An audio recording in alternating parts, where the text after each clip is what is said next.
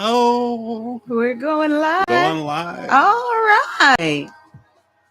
Figured it Look out. at that. YouTube Live Mm-mm-mm. is good to do. Because, Yes, we just figured this out, y'all. Oh, yeah. We so brand new. We so brand new. We just got off of Facebook Live, so Yes. we thought we'd come over to YouTube Live. And we figured out how to do it live because Yep. we've been recording and just uploading like amateurs. You know. Amateurs. And that internet speed takes about a day in order to do a to complete upload it. Yes, it's So ridiculous. But now I can tell my dad because he's not on Facebook. He don't know how to work that, but he does know how to work YouTube. So now I got to tell him that we go live on YouTube now. This is so great. All right. It makes for a speedy transition to go from one to the other. Or we might start on YouTube and go to Facebook. Yeah. Who knows? But usually whoever gets the second show gets the better show. I'm just saying. It is true. We're a little relaxed. Hey, everybody. This is Chauncey Anderson, your host. For the T. And I'm your co-host, Mayaka Anderson. He done lost himself already. And folks, what we want to do is come to you this evening, and we want to discuss family matters in the Black community. For us, the Black community is where it's at. It's true to our roots, and we believe that we just like to discuss the topics that really affect our household, things that we talk about on a day in and day out basis. We like to go ahead and bring those same topics to you live. So yes. If anyone jumps on, feel free to ask us a question, and hopefully we'll figure out how to answer it via the chat box. Oh my gosh. We'll go from there. So yes. Yeah. So like Chauncey was saying, we were tonight's topic is family matters in the Black community. And before we do these shows, we always go on and do a little bit of research, read statistics, find out what's going on out there, what they're saying about us. And then we kind of measure it by what we see that's going on in our community, in our lives, what's happening in social media. And I got to tell you, the statistics that we were reading regarding the Black family was really solemn. I was really sad when we were doing the research. I kind of felt like all hope was lost. I mean, it's really sad to say, but I just kind of felt that way. And it was from anywhere from 70% of our children being raised in single family homes with just mom. It went from anywhere from home ownership, us not owning any homes. It went to well, the statistics stem back from like in the 60s, where it was only 25% among Blacks that were single family homes. Right. Here in the 21st century, we're talking about 72%. Now run those numbers again, because I don't think they understood that. Okay, back in the 60s, where in the household there was 25% among Blacks, out of wedlock children. Here in 21st century, we're talking about 72%. So we went from 25% to 72% of our children being born out of wedlock, our children not having men in the home, which is so important. It's the destruction of our family units. When the male is not there, they are the disciplinarians, they are the protectors, they are the providers. They give so much to the family unit. And in real talk, like Maya said, when we do our research, we really do our research. If you go out to the website, blackdemographics.com, or even on Wikipedia, it talks about the African American family structure.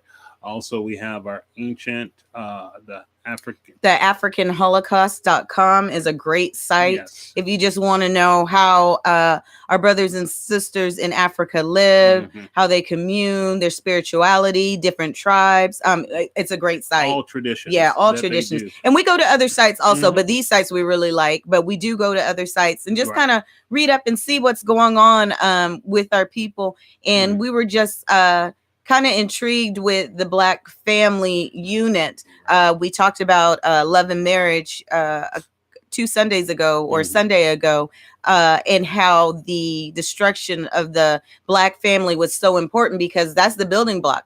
Yeah. Each Black family that's together with a husband, a wife, and children, that's an empire in itself. The amount of money and capital you are able to gain just by being that unit is so important. So they had to break that up because there's power in that. Yeah, and that's what they call it. They call it the nuclear family. The nuclear family. That right there. I mean, powerhouse. When you set that up and that structure and is understood, you know, whether the father was the breadwinner or here in the 21st century, you have both the husband and a wife that get out there and do it together. But that child knows that whether it's boy or girl, they understand that they have a mom to turn to for that love, that nurturing. They have a father to turn to give that guidance and that structure for what they do next, especially for young men. It's so very, very important. I myself, as a young man, I grew up in a single mom household, you know, 2 brothers, 2 sisters, and that old song, Papa was a Rolling Stone, 4 different daddies, 4 different kids. You know, I am not bashful about saying anything as it pertains to my family. But when I was a child, I remember in my mind, I said if I had ever got of adult age and I did have children, that I was not going to be a statistic. And that was something that drove me from youth to working at 12 to when I went into the military, having a blended family, you know, 6 beautiful adult children who give us shout outs, who call us about questions about things that we have going on in our lives. And it's very important. It is important. And even as I think about it, you know, with the single moms, and especially with children raising children, because I was one of those children raising children. And I got through it. I got through it because even though my family was dismantled, I was able to see what a functioning, good family, like a good role model before it fell apart, looks like. I was old enough to see that. So I knew what I had to do to take care of my children, and that's what I did. And I was able to do that, thank God, and not become a statistic.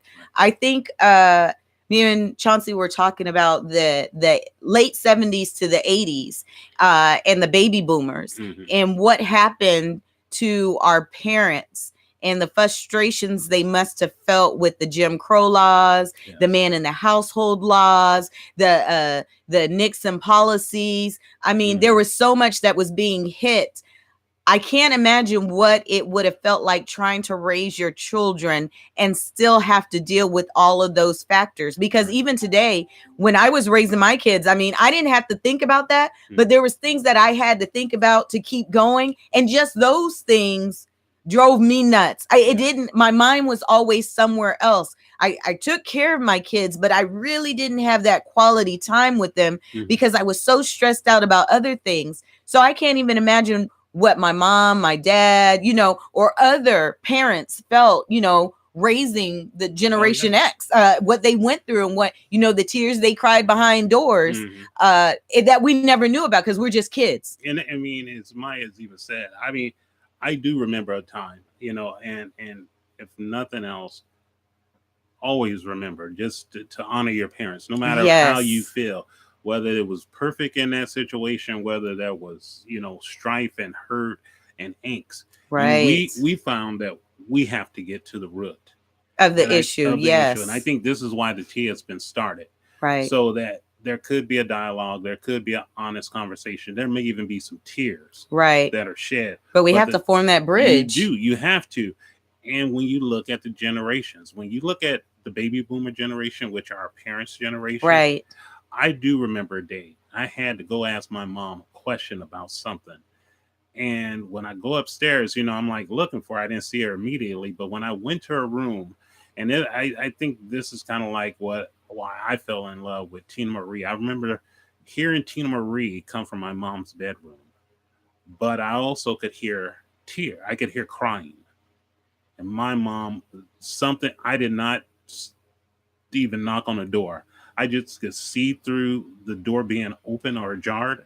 I could see something. And I could see my mom sitting on the edge of the bed, just in tears. Now, not knowing what it was all about, I just turned and I walked away. I didn't want to enter into that moment because, you know, I didn't know what to expect. You know, I just, you know, I knew my mom probably needed that time alone. But she was a single parent with 4 children, and a lot going on when you're growing up in Right. Los Angeles, California. Yeah. But that even more so, what mine was saying about during the 70s and that black structure, the black community, most men were not allowed to even be in the household.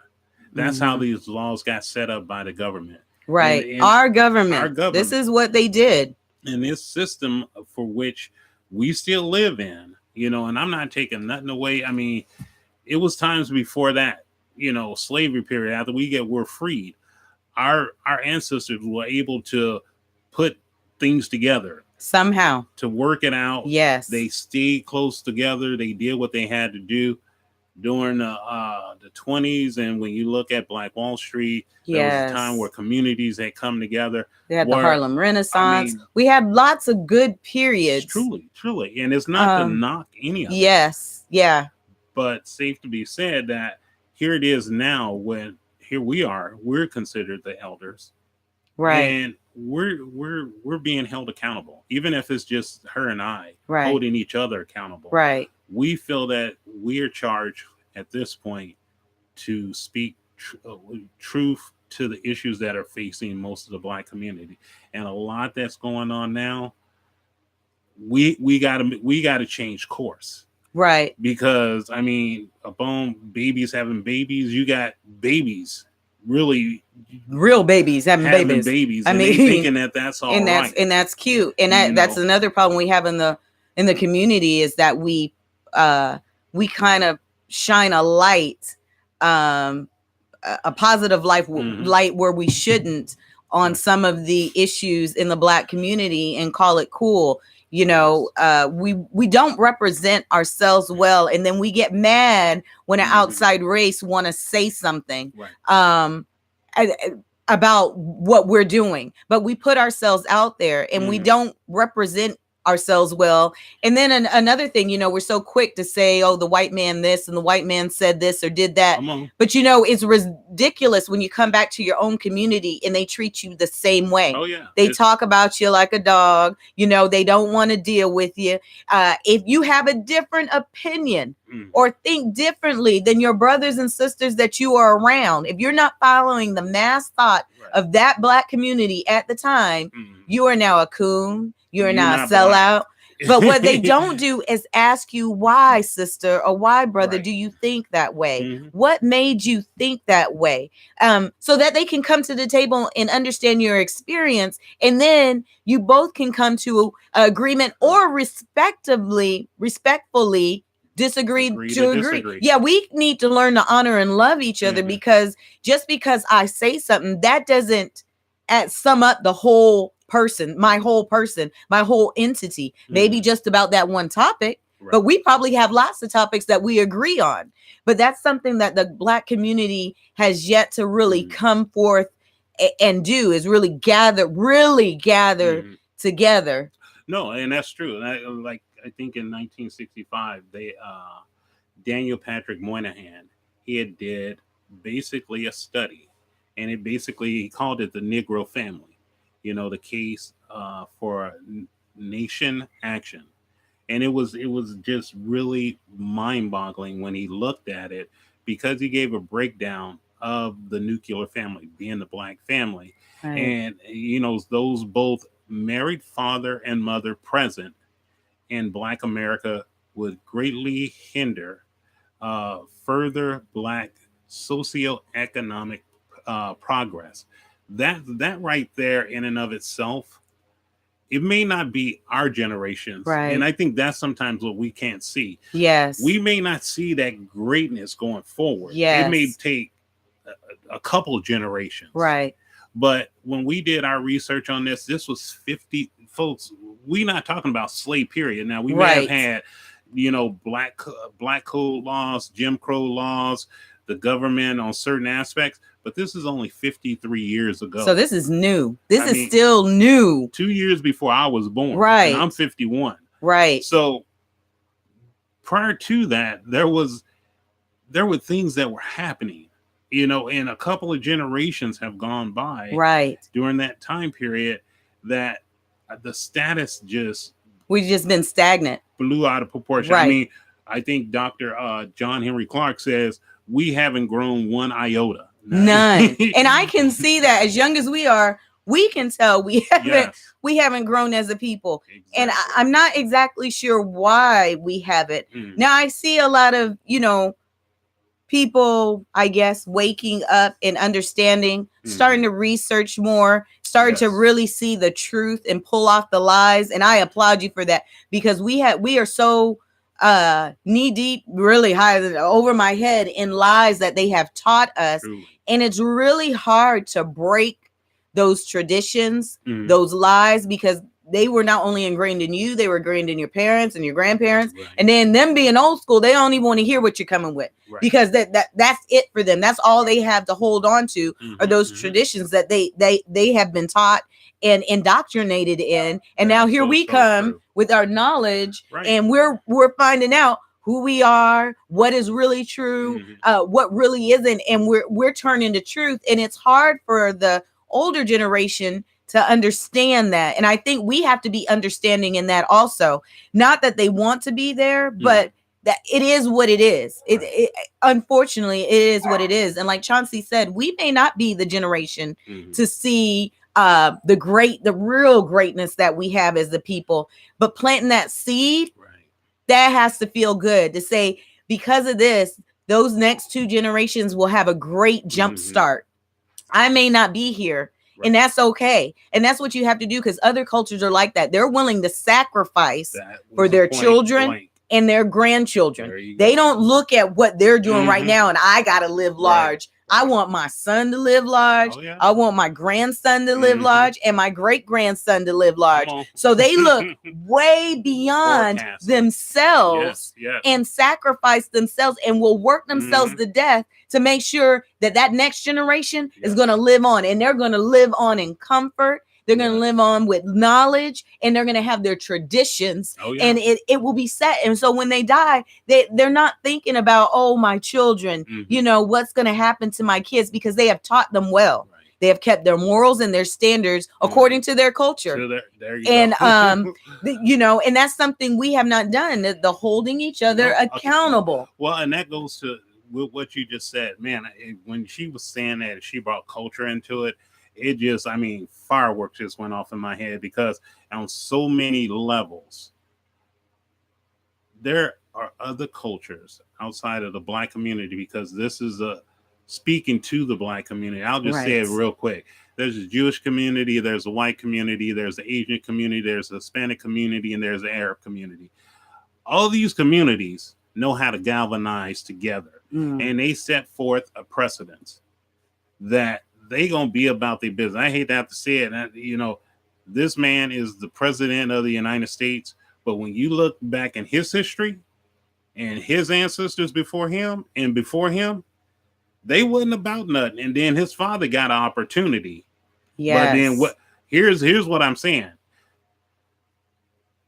President Trump father was able to give him $1 million. Yes. To start a business. He may have had many, many, many failures. Right. But to think, if the Black community, if anyone's parent was able to give their child in the Black community $1 million to start a business, to be given the educational, wherewithal, private schools and all this stuff to do the things that they did, to be in their lives, and to, he probably didn't live to see him become president, but it set a precedence in his life. Right. And leaving that inheritance to his son. Right. And that's something that we don't do, is leave an inheritance to our children. Yeah. And for those who are of the Christian faith, that is very important. Truly. To be able to leave an inheritance for your children. But we are so selfish in what we want that we don't think about in terms of our family and our children. Now we're talking as a whole, as a mass. Now we know there are some black families out there that do leave an inheritance. True. We know there are Black families out there that do preach education. Yeah. But the thing is, there's not enough of us. There should be way more than us. Yeah. More of us doing it. Compared to the statistics that we're reading, boy, we're really not on the map of doing any of these things. And it, like I said, it's really sad, because I know we are a great people. We're a beautiful people. We have intellect. We have done some just, I mean, just awesome things when you read back in history. But Right.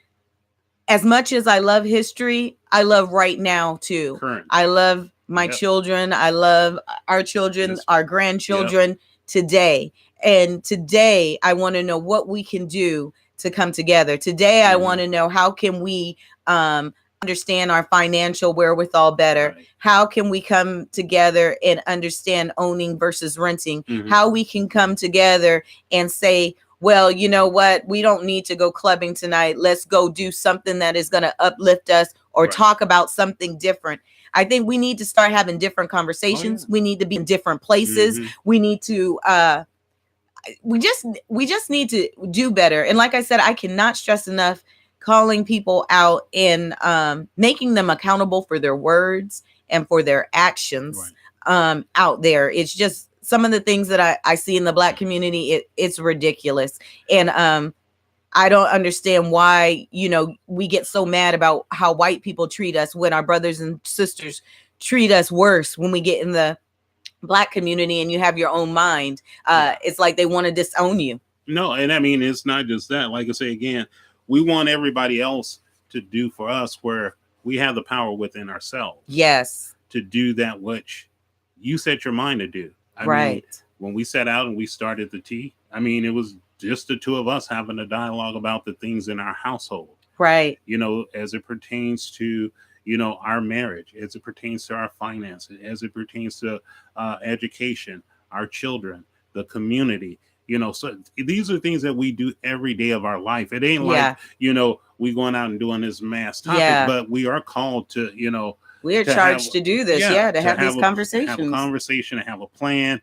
When you're going to do certain things, you have to be able to put your best foot forward and you get better at it. Yes. I mean, take us, for instance, when it comes to the things that we enjoy to do most in the Black community, entertainment.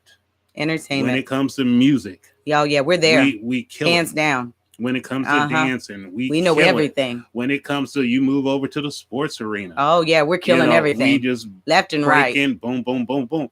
Imagine if we put forth those same efforts in those areas that we find also holding true. Our community, cleaning that up. Yes. You know, we shouldn't have to be wanting to move out of you know what they call inner city, right? Because the funniest part about that, when you move out to the burbs or the suburbs and everything like that, they have a mindset that okay, the government has put all this stuff in place for this low income housing. So guess what they gonna do? The white people, the Jewish people, the Asian people, everybody gonna come back into that community. They gonna clean it up. They gonna knock down houses. They gonna build up those houses again. And guess what? It's going to be harder for you to come back in there since you moved out and more expensive and more expensive. And we don't even, you don't even have the finances to move back in there. And they're going to make sure that you don't have the finances to move back in there. So we'll be trickled here and there of those that can't afford to live in the city. And it's sad because the things that they're doing, you could have done. If you would have all gathered together, you could have done. You could have kept your homes and not sold. You could have gone and fixed up that abandoned home, or you guys pull resources together in the community to buy that home. You can go to your elderly home. You see their grass is all out of control, but they're too old to do anything about it. That's our responsibility. We need to get out there. Also hold those city council members. That's what I was going to say. In your community, hold those leaders that you put in the office. Right. They not doing what they supposed to for your community. Up and show out. There you go, right there. Show up and show out. Your vote, everything matters in the Black community. We don't ask what are you doing. They always speak of, I hate to have to say this, they speak about the minorities. Unfortunately, that really, really, truly excludes the blacks out of that and picture. That's why they did that, because they say they gave to this group, that group, but when you say what about the Black group, nobody it's silent. They ain't got nothing to say about that. Nobody asked for it. But I don't remember those minorities when they were marching on Selma. I don't remember those same minorities sitting, boycotting the bus. Those same minorities sitting at the restaurants getting beaten in the head, or your sons being lynched in a tree, murdered. I don't remember any of the LBGT community, any of the white feminists out there fighting for us. I don't remember any of the disabled or the Mexicans or the Asians being in that group.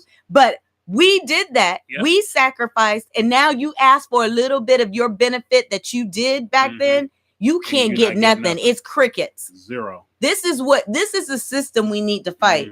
I remember on Instagram, I saw this picture, and I think it had like 15 brothers on it with locks, all big buff brothers. And they were all standing there. And I wrote on the comment, I would love to see what would happen if all of them walked in a PTA meeting together. Yeah.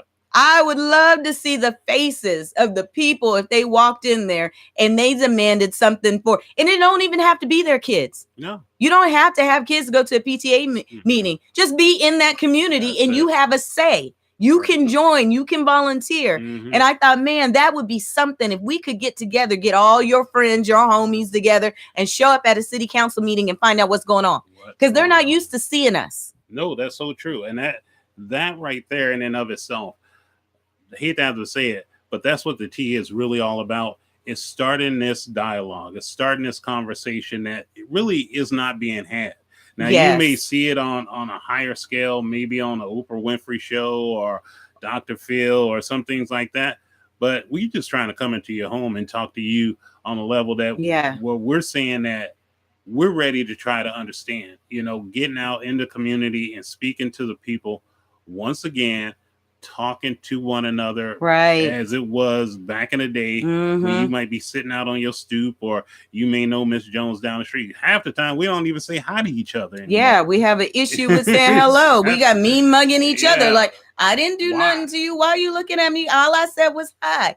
This is the mentality we have to stop, because our minds are still enslaved. We're trying to break free. Well, some of us are trying to break free, because there's some that are really comfortable where they're at and they don't want to press the issue. It's been working all this time, they say, and they'll just keep on with it. Why change it? But this is what the T is about. It's that conversation that needs to be had. If you follow us on Instagram, hashtag the T7, hashtag _ the T7. No, hashtag the _ T7. Sorry about that. We definitely do lots of shout outs to Black-owned businesses, Black-owned events. We don't care where you are, if you're in the United States, London, Africa, because what we're doing is pushing for everybody to win. So we're trying to shout out to everyone. We're trying to send that love everywhere, and we're trying to stay positive with it, so that it really opens your eyes and makes you think. Maybe you're not thinking now, but maybe, tomorrow you'll think about something we've said and be like, look around your environment and like, I know we can do better. I can do better. And that's so true. Also, we would just, if you, should catch us here on YouTube, hit us up. Let us know of some topics that you like for us to talk about. It's not like we trying to say we have all the answers, but we talking about what's in our household here in Oceanside, California. And what's in our hearts and what we see. Definitely pricks our hearts, because, way we was able to put this together. We had a few days, but this was like, near and dear to our hearts. Now, next Sunday, we're going to be discussing finances. Yes, money. That is truly a topic right there. That's a sensitive topic in a lot of households, whether you're married, single, with kids, boyfriend, girl, boy, Black community, boy. We got we got a bad relationship with money. We might call it juju or whatever, but whatever. I don't know what's going on. Go ahead and try to break that. I always remember my mom had this big old the water that you used to go to the water jug, filling it up with penny, nickels, and dimes. So we've learned on so many levels, but we also learned as adults. Maya and I have learned that there's just certain areas that we had missed. And that we're trying to fill. There's some areas we're still trying to fill because we're playing catch up. But I think we do really well. We have some hard conversations. Oh yeah. It wasn't easy, but check us out next Sunday at 7:30. We'll be on YouTube Live. And like I said, we'll be talking about finances in the Black community. So I hope to see you there. Check us out on Instagram. We're also on Facebook. So check us out on Facebook, The T. And I think that's about I think it. that's about it. We All covered right. it. We love you, fam. love We you, really fam. do. You guys have a great evening. Yes, Peace. and we hope you had a great breaking of bread this past Thursday with your Yes. family and Oh, friends. And that you didn't go out and spend too much. We'll talk about that next And Sunday. not We're too gonna many keep pushing arguments. that. Yeah, and not too many family arguments. Hopefully it was love Yeah. and nobody got hurt over a spades game or dominoes See, we can be here or all Monopoly. Because Family, this one right here, we might have to talk about that one day. We're How gonna to be tone a it. good player when you're playing board games at home or with your spouse. Or should you We be might need to losing discuss that. We love y'all. We love y'all. We gotta go. We gotta go. All right, fam. Oh my God.